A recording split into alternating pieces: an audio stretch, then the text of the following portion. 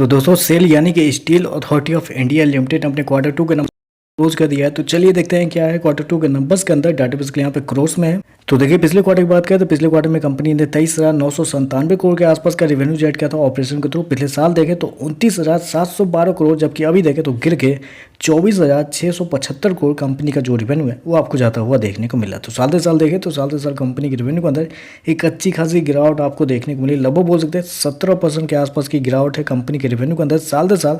वहीं अगर quarterly base पे जाते हैं तो क्वार्टरली बेस पे कंपनी के रेवेन्यू के अंदर एक हल्की सी तेजी आपको देखने को मिली। लगभग बोल सकते हैं वहाँ पे 3% के आसपास का जंप आपको देखने में। तो क्वार्टरली बेस पे हल्का सा बढ़ा है, लेकिन साल से साल देखें तो एक अच्छी खासी गिरावट आपको कंपनी के रेवेन्यू के अंदर आपको देखने को मिल रही है। कंपनी ने शो कितना किया है 24,675 करोड़ के आसपास का रेवेन्यू कंपनी इस क्वार्टर में शो किया है, जबकि मार्केट का अनुमान था 26,415 करोड़ के आसपास। तो यहाँ पे देखें तो मार्केट के अनुमान से कंपनी का जो रेवेन्यू है वो बहुत ही कमजोर आपको देखने को मिला है। कल टाटा स्टील के नंबर आए थे, 3% के आसपास का रेवेन्यू डाउन था कंपनी का साल दर साल। उसके बाद भी शेयर के अंदर आज गिरावट आपको देखने को मिला है। यहाँ देखें तो 17% के आसपास की गिरावट है कंपनी के रेवेन्यू के अंदर, और मार्केट के एस्टीमेट से भी कंपनी के रेवेन्यू आपको गिरते हुए देखने को मिल रहे हैं।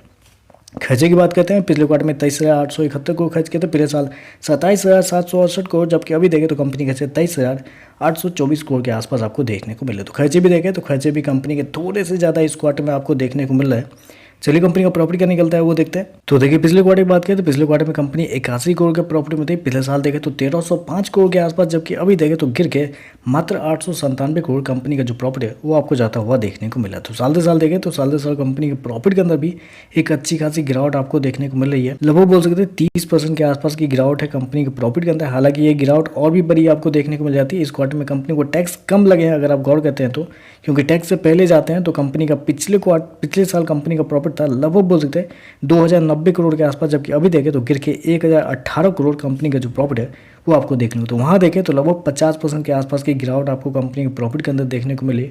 तो कंपनी का प्रॉफिट देखें तो साल दर साल एक अच्छे खासे अमाउंट में आपको गिरता हुआ देखने को मिला है। जबकि क्वार्टरली बेस पे जाते हैं तो क्वार्टरली बेस पे कंपनी के प्रॉफिट के अंदर एक बड़ी तेजी भी आपको देखने को, लगभग 10 से 11 गुना कंपनी का प्रॉफिट होता हुआ देखने को मिल रहा है।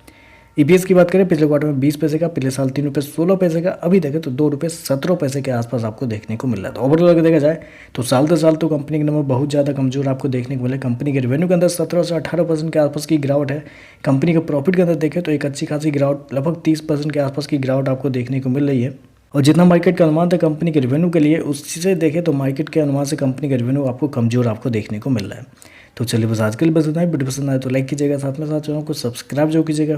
धन्यवाद।